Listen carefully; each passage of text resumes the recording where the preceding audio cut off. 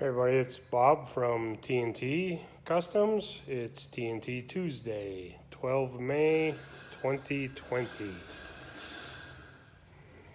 Kind of been a busy morning. Don't really have much of a plan today. Bob, how are you? So I'm just kind of wandering around the shop. There's really... Carlos, how are you? Not really a whole lot going on. I mean, there's always a lot going on, but we're kind of in an in-between place as far as things in the shop go because we're waiting on parts. As many of you know, the whole COVID scare, paranoia, whatever, has delayed parts, which, unfortunate, we're probably part of that problem as well, not due to lack of trying. Jason's buried over at manufacturing, and he is digging out as fast as he possibly can. So if you have parts on order, please be patient, as we are here in the Jeep shop being patient, waiting on parts as well. So, you know, it's the same deal all the way around. So like I said, there's not a whole lot different from last week in the Jeep shop. I mean, there is. The little one we talked about with the front truss and whatnot is for the most part done. Waiting on a part to finish the drag link out so we can finish steering up this afternoon, and then that one is done. I have another TJ project that came in. The folks out at Radflow are making us a set of shocks, so we're waiting on a little brown truck before we can start on that one. Silver LJ we started a couple of weeks ago. That one's over at the paint shop, so we're waiting on paint to dry. Yeah, it's just kind of a lot of hurry up and wait here lately. Not what we're normally used to, but is what it is. So in the meantime, we keep busy, and Tom, Drew, Byron, Tyler, Nikki, how are you guys doing? Frizz, how are you doing? Speaking of Frizz, Frizz should be getting a box today if UPS land is working correctly. We had to overnight him a set of brake lines. He was prepping his Jeep to come meet us on Friday, and we'll get back to that in a minute, and found a brake line in not so good a shape, and so we had to overnight him a set of stainless steel, braided stainless steel, there we go, front brake lines for his Jeep, so that he can get it up and running this afternoon or tomorrow and start driving west to come hang out with Mary and I and Cotty this weekend to open the trails up in South Dakota. So, other than that, I don't know a whole hell of a lot. Been busy. The auto shop is cranking. You know, lots of sick cars out there. We're healing them. I can go show you this one. We got a 65.5 Mustang came in. Kind of a restoration, kind of a, I don't know.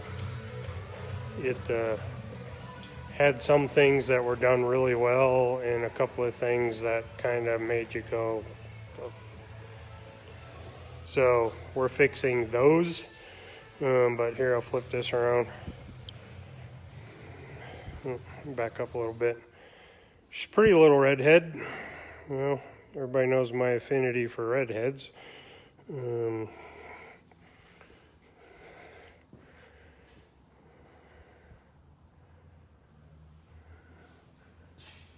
me get around the back here.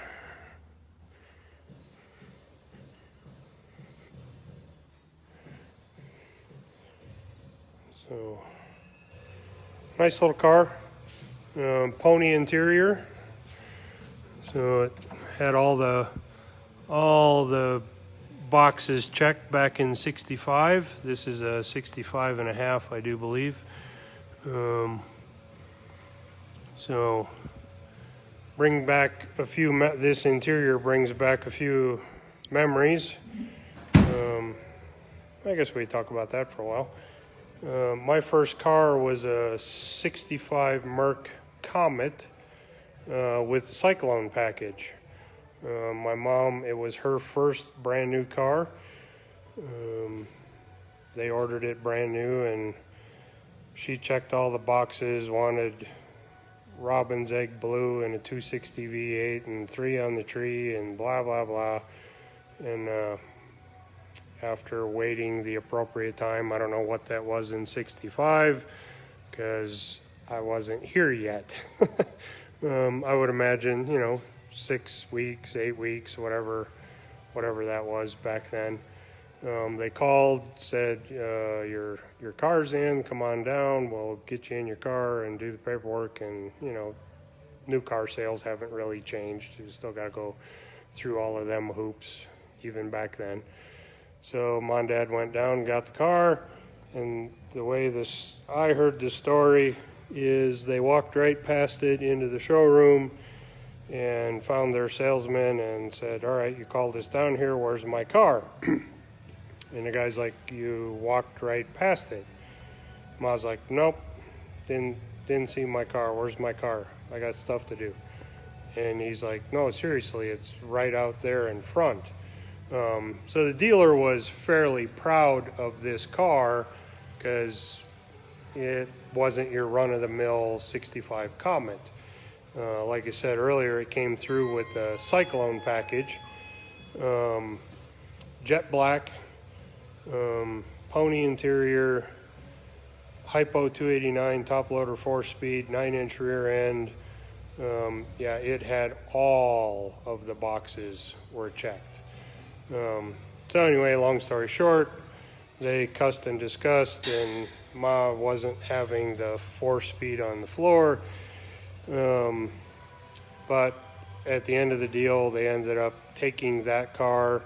I'm sure the dealer got beat pretty hard because the Cyclone package was a significant upgrade over the bare bones car she ordered. So anyway, long story short, they took it home. That was my first car, because I was born on May 15th in 66, so that was my first new car as well. And she drove it all the way through the rest of the 60s, the 70s, into about 1980, I think. They finally parked it. Wisconsin had took its toll on the car, and my dad grew up on a farm. He didn't get rid of anything, so it got parked out behind the garage. And come about 1982, I think. I don't know if that's math is right or not. Yeah, it must be pretty close. I was obviously getting a driver's license, so my grandfather helped me out and convinced my dad to let me fix or have that car. And the deal was I had to fix it to be able to drive it. So I spent quite a few hours, nights and weekends, kind of where I cut my teeth on working on cars. And I think my dad thought in the back of his head that I'd never do it. But I did. I got it running again. Did a bunch of body work. And because, like I said, Wisconsin had taken its toll on this car. But it was a cool first car. And sitting in this one, moved it in the shop this morning, the pony interior reminded me of that Cyclone had that same interior as this Mustang does. It had all of the boxes checked. So, kind of cool. Something different, not Jeep stuff today.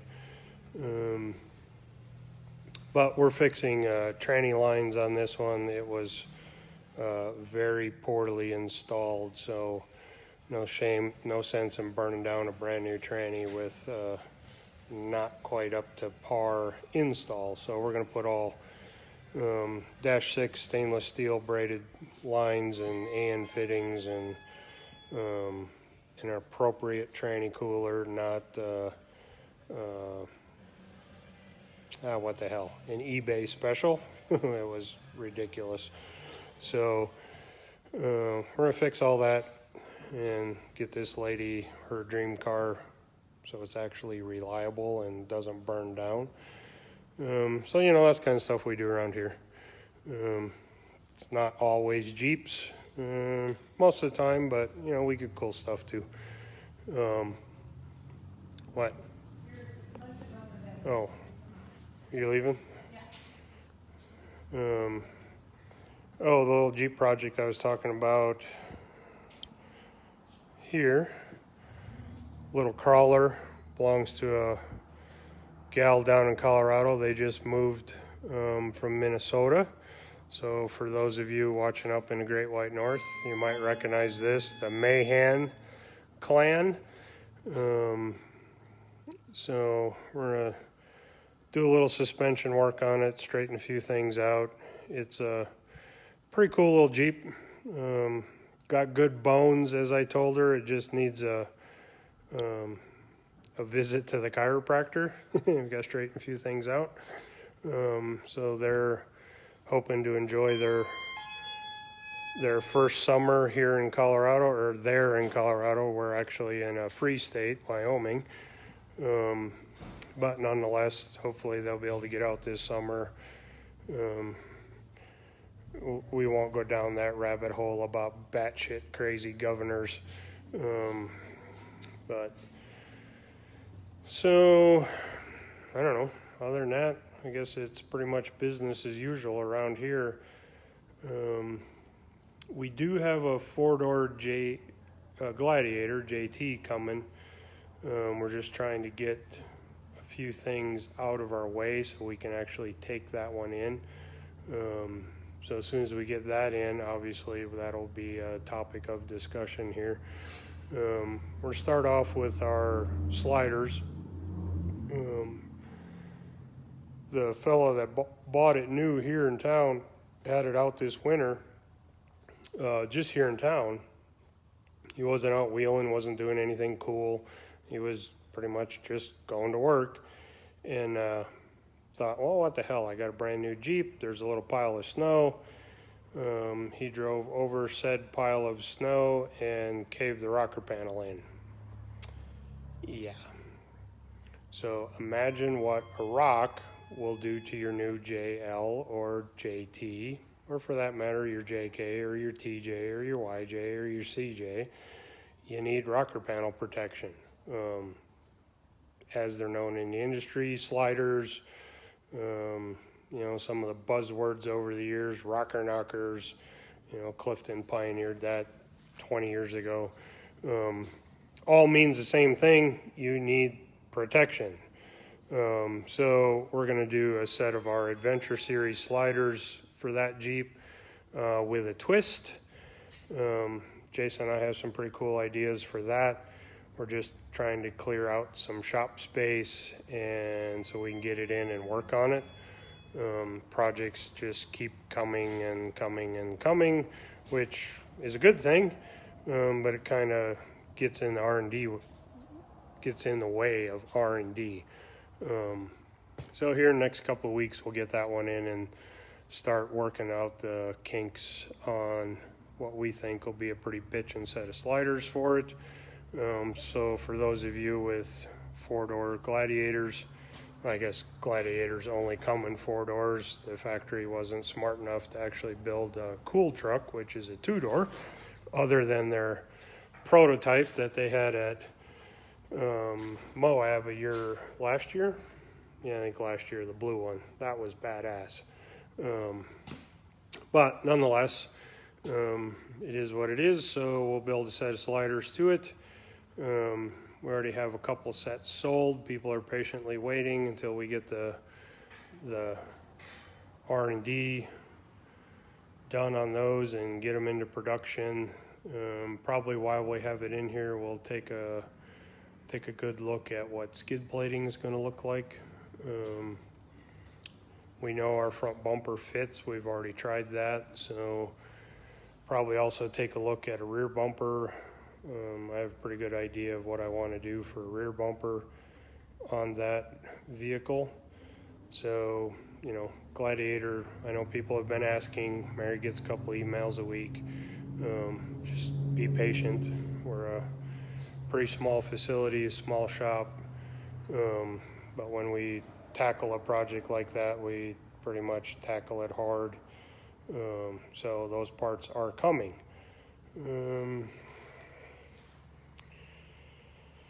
What else? Anybody got any questions? I see everybody's watching and nobody is saying anything. Hello?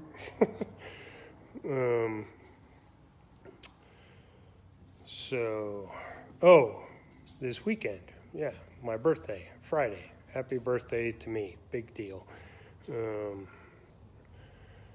Well, you guys can probably do the math if you were paying attention earlier and figure out what that equates to, 50 something. So Mary and I are going to take off for the weekend and go up to South Dakota since Overland Expo was canceled. We were supposed to do my birthday and a big Scottle cook-off with Jerry from Tembo Tusk for my birthday. And the sheeple canceled the event, so we're not going to that, which led to us canceling the For Exploring Spring Adventure. So kind of all dressed up and nowhere to go. So traditionally, trails open in the Black Hills 15th of May. So we're going to go up and do some scouting. Probably get the chainsaws out and start cutting our way through a few of the trails from winter snows and spring snows. There's always some down trees here and there that have to be taken care of.